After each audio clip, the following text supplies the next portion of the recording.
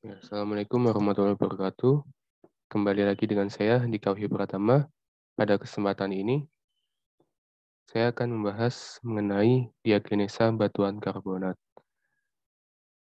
Diagenesa merupakan proses perubahan yang terjadi pada sedimen secara alami, sejak proses pengendapan awal hingga batas di mana metamorfisme akan terbentuk.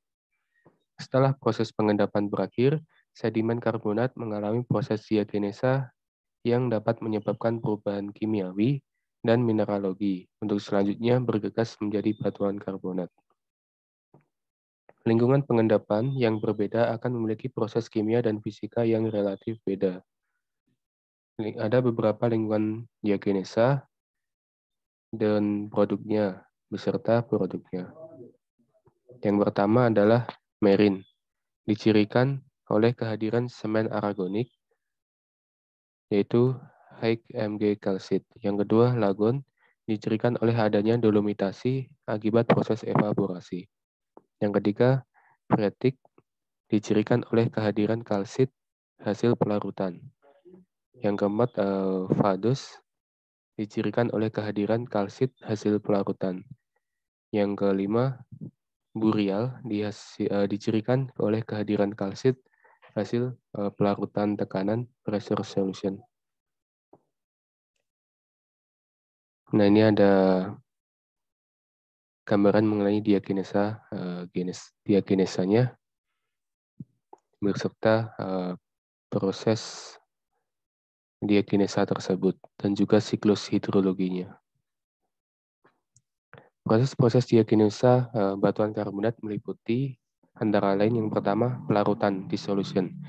Proses ini melarutnya komponen karbonat yang terjadi saat fluida tidak jenuh dan oleh mineral-mineral karbonat.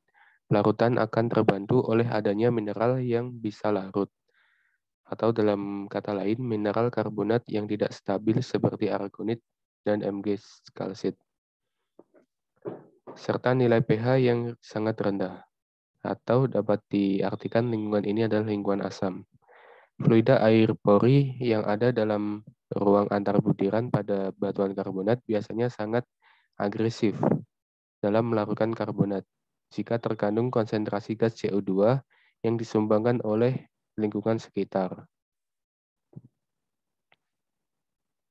Proses pelarutan tersebut umumnya dibarengi dengan proses-proses lainnya seperti runtuhan, transport dalam bentuk larutan melalui saluran bawah tanah, dan juga longsoran serta amblesan di permukaan. Pelarutan yang terjadi secara terus-menerus pada akhirnya menciptakan bentukan alam yang sangat beragam. Proses pelarutan tersebut dapat digambarkan dalam reaksi kimia yaitu ada kalsium karbonat dan juga air hujan yaitu CO2 plus H2O sehingga menghasilkan Ca2- dan 2HCO3 yang merupakan larutan batu gamping. Kemudian ada sedimentation. Sedimentation atau sedimentasi merupakan proses presipitasi yang terjadi pada saat lubang antar pori batuan karbonat terisi oleh fluida jenuh karbonat. Dalam proses ini, butiran-butiran sedimen direkat oleh material lain yang terbentuk. Kemudian, dapat berasal dari air tanah atau pelarutan mineral-mineral dalam sedimen itu sendiri. Air pori, peningkatan temperatur, dan penurunan tekanan parsial dari karbon dioksida merupakan faktor-faktor yang diperlukan untuk presipitasi sedimen klasik ini. Pada proses sedimentasi ini, diperlukan sulfai kasium karbonat secara mutlak. Sifat sedimentasi ini berlawanan dengan pelarutan, di mana sedimentasi membuat mineral semen karbonat terpresipitasi, sementara pelarutan akan merusak struktur mineral yang telah terbentuk. Selanjutnya ada dolomitation atau dolomitasi, merupakan proses penggantian mineral-mineral kalsit menjadi dolomit. Dolomit mempunyai komposisi CaMgCO3 2 dan secara kristalografi serupa dengan kalsit, namun lebih besar densitasnya, sukar larut dalam air, dan lebih mudah patah. Secara umum, dolomit lebih porus dan permeabel dibandingkan limestone. Dalam proses dolomitasi, kalsit ditransformasikan menjadi dolomit. menurut reaksi kimia sebagai berikut. 2CaCO3 tambah MgCl3 menghasilkan CaMgCO32 dan juga CaCl2.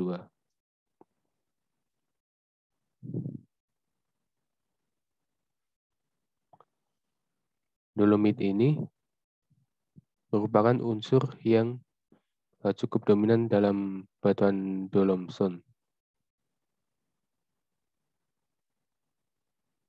Aktivitas organisme. Aktivitas mikroba dalam lingkungan pengendapan.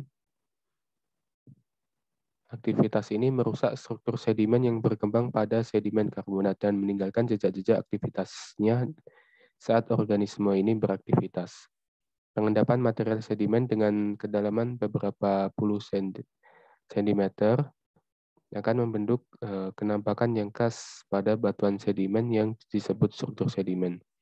Semua jenis organisme kecil seperti bakteri, alga membentuk microboring dalam fragmen skeletal dan butiran karbonat lainnya yang berukuran besar.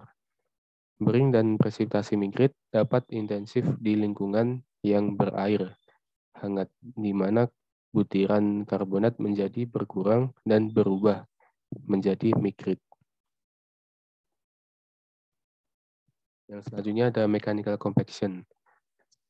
Merupakan proses diakinesa diakibatkan adanya peningkatan tekanan Averbaerten. Nah, di sini mechanical compaction ini intinya adalah dia mengalami pressure yang sangat tinggi sekali.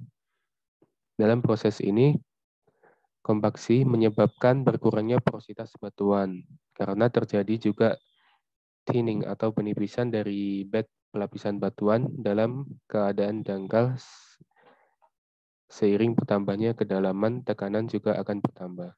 Sedangkan porositas batuan karbonat berkurang hampir setengahnya atau lebih pada kedalaman sekitar 100 meter menurut Brooks tahun 2006.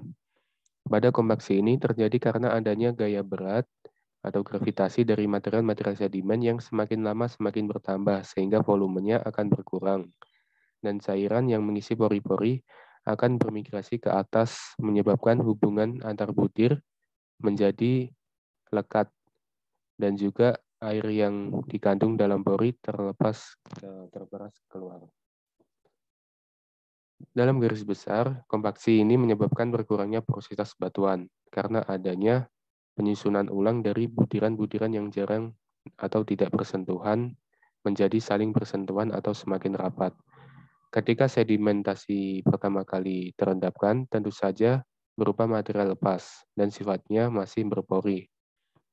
Ketika kompaksi terjadi, material lepas ini akan menjadi lebih rapat dan padat yang otomatis akan mengurangi porositasnya.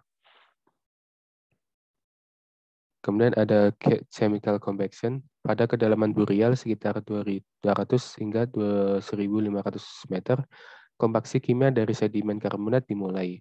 Tekanan larutan pada kontak antar butiran seperti pada diakinesa sedimen klasik lainnya akan melarutkan permukaan butiran mineral dan pada karbonat dapat membentuk kontak bergerigi pada skala yang lebih besar dari pressure solution pada batuan karbonat membentuk pola bergerigi atau zigzag yang disebut sebagai struktur steolit. Steolit umumnya hadir pada batuan karbonat berbutir halus. Jadi pressure solution pada batuan karbonat diikuti perkembangan struktur steolit, mencirikan hilangnya porositas dan penipisan dari pelapisan batuan. Pada batuan karbonat terkadang tidak mengalami semua proses diakinesa tersebut. Namun biasanya justru hanya melalui beberapa proses diakinesa saja. Proses diakinesa ini akan sangat berperan dalam menentukan bentuk dan karakter akhir batuan sedimen yang dihasilkannya. Sekian yang dapat saya sampaikan. Kurang lebihnya mohon maaf. Terima kasih dan wassalamualaikum warahmatullahi wabarakatuh.